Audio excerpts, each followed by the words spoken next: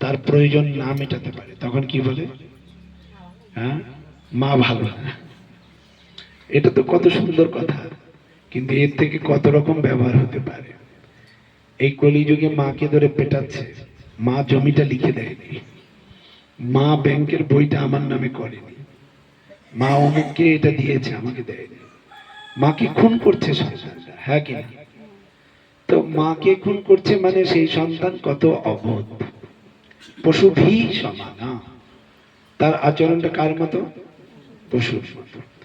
যে সন্তানকে লালন পালন করেছে, বড় করেছে, সে জানে যে মা আমাকে কত কষ্ট করে বড় করেছে।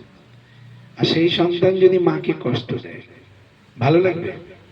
আপনাদের কারো ভালো লাগবে?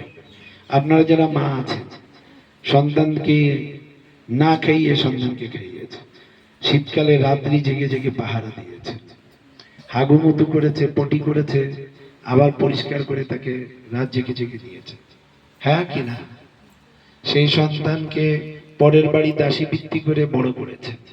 সেই সন্তান যদি আপনার সাথে খড়গ তোলে, খারাপ ব্যবহার করে, আপনার ভালো লাগবে?